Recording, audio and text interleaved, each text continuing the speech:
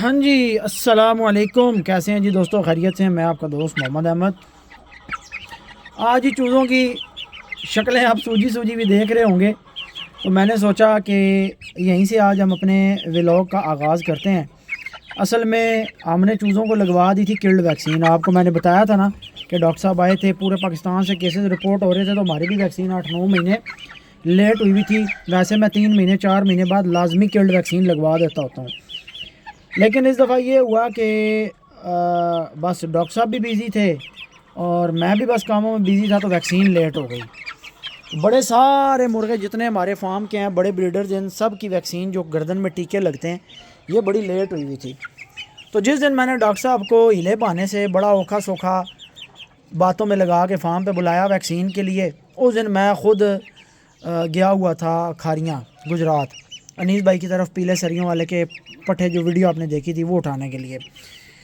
तो जब वो आए यहाँ पर, तो मैंने शकील को बताया कि इस लाइन में जनाब जो बड़े मुर्गे हैं सारे, इनको वैक्सीन लगवा दो।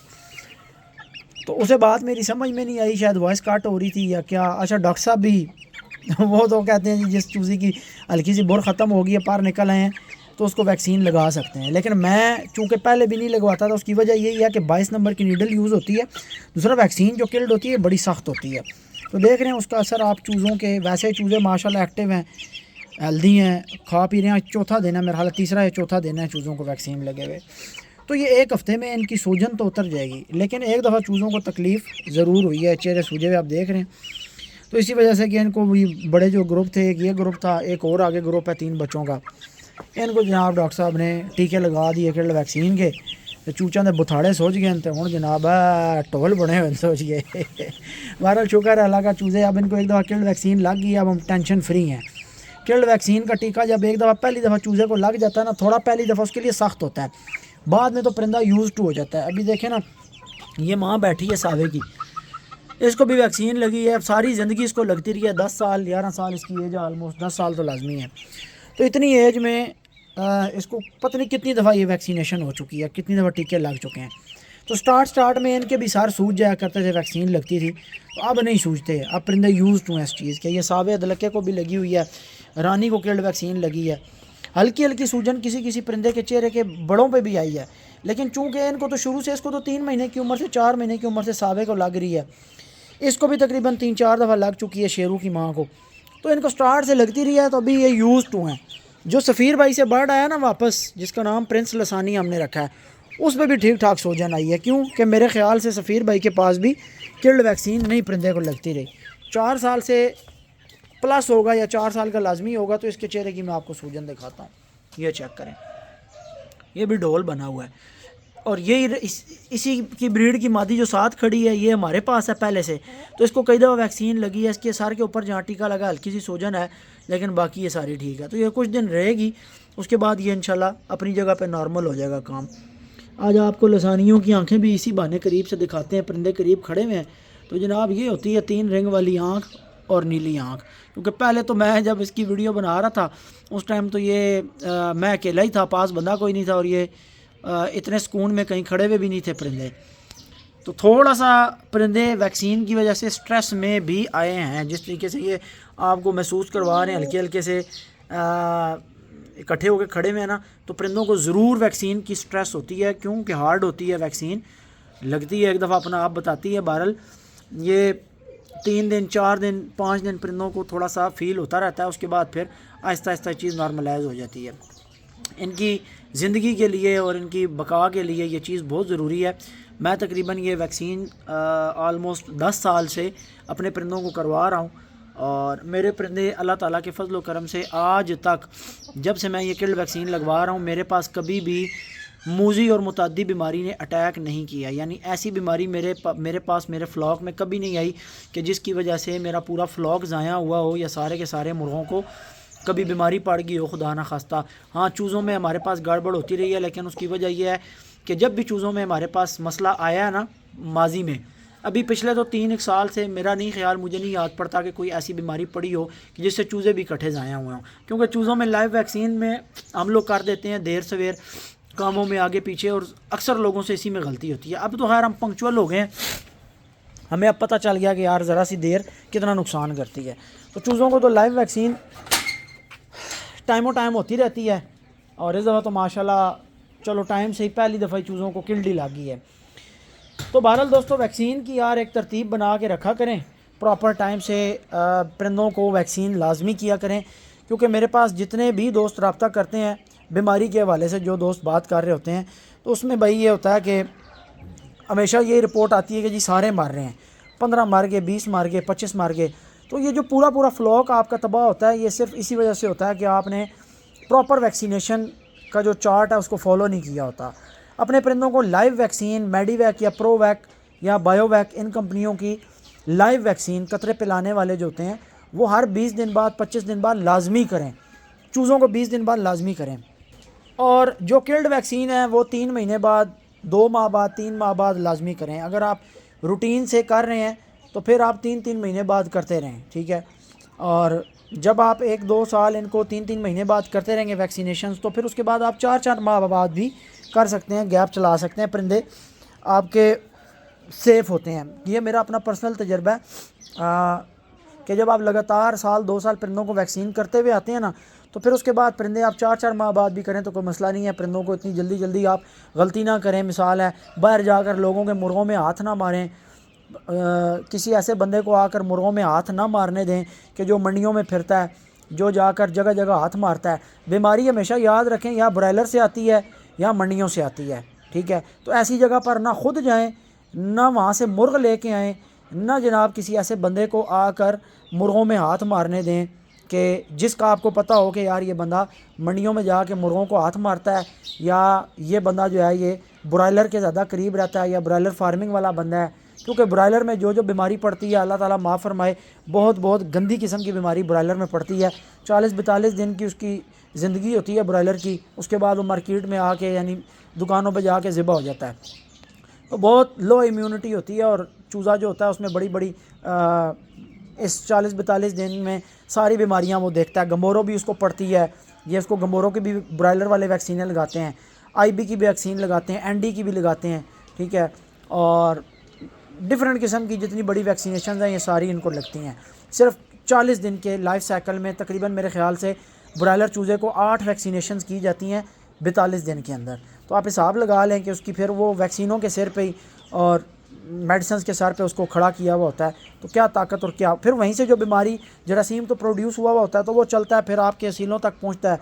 ये सख्त जान है, 10-10, 12-12 साल, 15-15 साल असीलों की ज़िंदगी होती है, किधर 40-42 दिन वाला और किधर 10-15 साल वाला। तो वो उस 40-42 वाले के चक्कर में जो है आपका 10-12 साल की ज़िंदगी गुजारने वाला परिंदा भी ख़राब हो जाता है। तो ये सारी बातें बाज़ दोस्तों को जो है वो करामत नहीं लग रही होती, लेकिन जब काम डल जाता है ना तो फिर आके मैसेज करते हैं जी, मुझे कहते हैं जी कम पै गया साढ़े नाल थोड़ी देर दा, ठीक है। फिर थोड़ी देर वाला कम भाई जी पैने तो बेहतर है कि तुसी परिंदिਆਂ ਨੂੰ टीके लवाओ, लाइव वैक्सीन करो, किल्ड वैक्सीन करो, प्रॉपर वैक्सीनेशन का टाइम याद रखो। मेरे पास वैक्सीनेशन लेट हुई थी तो मेरे से बात हज़म नहीं हो रही थी, मैं कितनी दफ़ा डॉक्टर साहब को बार बार कॉल कर रहा था, आएँ वैक्सीन करें, आएँ वैक्सीन करें, बस नहीं टाइम बन रहा था।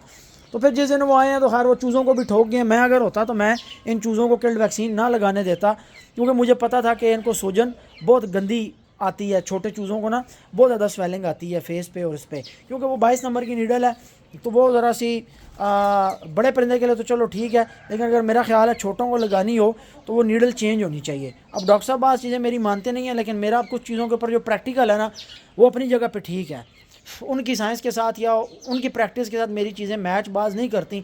अब जो बुखार वाला नुस्खा है, मैंने डॉक्टर साहब को जब ये बताया कि हम बुखार के लिए ये नुस्खा देते हैं कि पैनाडोल, एरिनेक, फ्लैजल और अमॉक्सल और साथ नैरोबियान और पेंसिलिन का टीका मिक्स करके लगाते हैं, और ये हमारा नुस्खा है बुखार की एक डोज़ का, कि आधी गोली और एक 250 मिलीग्राम का कैप्सूल।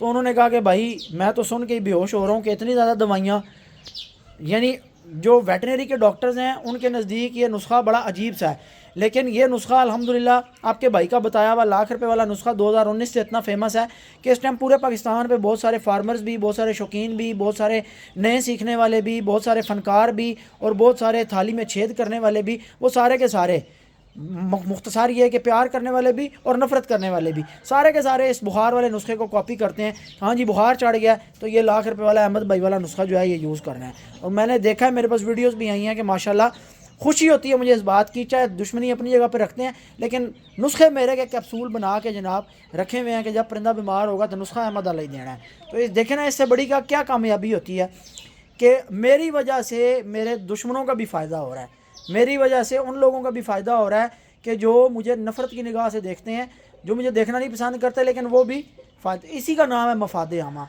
तो ये जो नुस्खे शेयर कर देता हूँ मैं, ये मफाद आमा के लिए करता हूँ। और ऐसे ही चंद लोगों की वजह से मैंने अपना जो गाला बना के लोगों को दिया है, और कम से कम 500 बंदों को मैं गाला दे चुका हूँ, और 500 के 500 बंदों का अल्हम्दुलिल्लाह भला हुआ है। और मुझे ऐसे ऐसे रिव्यूज़ आए हैं जिनकी वीडियोस मैंने टिकटॉक पे भी, यूट्यूब पे भी अपलोड की हैं कि लोगों के परिंदे इकट्ठे हुए हुए डीली बिठे मारने वाले और सुस्त और बीमार परिंदे, ठीक है, और ब्रीड नहीं कर रहे जी, मादियाँ अंडे नहीं दे रही जी, मुर्गे क्रॉस नहीं कर रहे, और बिल्कुल जनाब अजीब व गरीब हालत के मुर्गे जो है ना लोगों के गाले से माशाल्लाह 10-10 15-15 दिन में सेटिंग में आए हैं।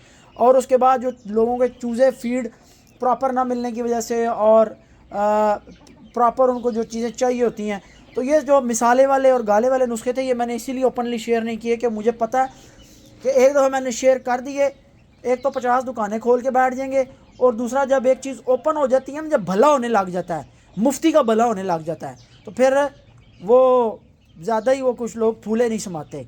तो इसलिए ये चीज़ें, अब कुछ दोस्त कहते हैं अहमद भाई बताते नहीं है, नेकी है, मैंने इसलिए बतानी रोक दी है भाई कि कुछ लोगों को ये चीज़ें नहीं पता चलनी चाहिए। बस मेरा मुख्तसर इसके ऊपर पॉइंट ये है, जो बताने के काबिल है वो बता रहा हूँ। मेडिकेशन इंशाल्लाह आपके साथ जो हस्बे ज़रूरत होती है हम शेयर करते हैं। और ना कर मस्ती यार, तेरी मेहरबानी। देखें इसकी नोक अभी भी, अब थोड़ी सी मज़ीद इसकी छीलनी पड़ेगी, ये फिर अब उसके दुम में मुँह मार रही है। यार आज बड़ा मेरा मूड था कि मैं पूरी 25-30 मिनट की वीडियो बनाऊँ। एक भाई आ गए हमारे पास और वो बहुत ज़्यादा इंटरेस्टेड हैं साथ मिलके काम करने में। मैंने हीरा जो वाइट चूज़े थे उनकी वीडियो लगाई थी, चूज़े तो वो 12 थे, मैंने एक भाई को दे दिए, लेकिन पीछे मेरे साथ कम से कम 10 से 12 बंदे अटैच होने के लिए तैयार हैं, मेरे पास देने के लिए चूज़े नहीं हैं। और वो भाई आ गए हैं कि यार हम बैठ के आपसे मीटिंग करना चाहते हैं, काम करना चाहते हैं, काइंडली हमें गाइड करें, काइंडली परिंदे दें।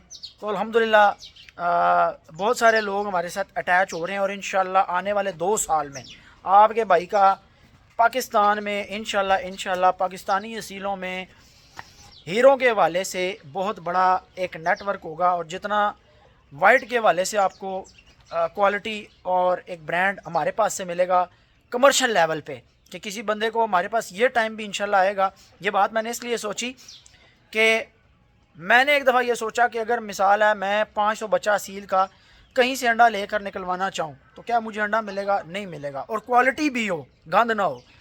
तो इस चीज़ को सोचकर मैंने ये फ़ैसला किया कि हम कम से कम हीरों के हवाले से, कि जिसको हर बंदा रखना चाहता है, जिसको हर बंदा लड़ाना नहीं चाहता, सिर्फ खूबसूरती और सालत की बेस पर रखना चाहता है, एक मयार हो, खूबसूरती हो, मजबूती हो, और फिर क्वांटिटी भी हो। कोई बंदा कहे ना जी मुझे 100 अंडा चाहिए, 100 चूज़ा चाहिए, 500 चूज़ा चाहिए, 500 अंडा चाहिए, तो हम इस लेवल तक की एक चेन बना सकें कि हम अपने कस्टमर को 500 की डिमांड भी और 1000 की डिमांड भी पूरी करके एक दिन में 2 दिन में दे सकें।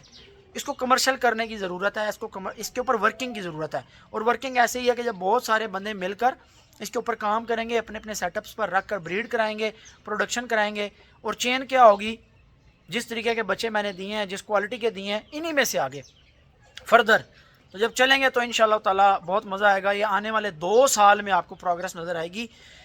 जिस पौधे का बीज आज हम बो रहे हैं, इसका ये पौधा और तना और इसका जो फल निकलना है इंशाल्लाह 2 साल के बाद जाकर सामने आना है, जब ये ब्रीडर्स बन जाने हैं और प्रोडक्शन का एक लेवल और एक क्वांटिटी, एक तादाद सामने आना स्टार्ट हो जानी है।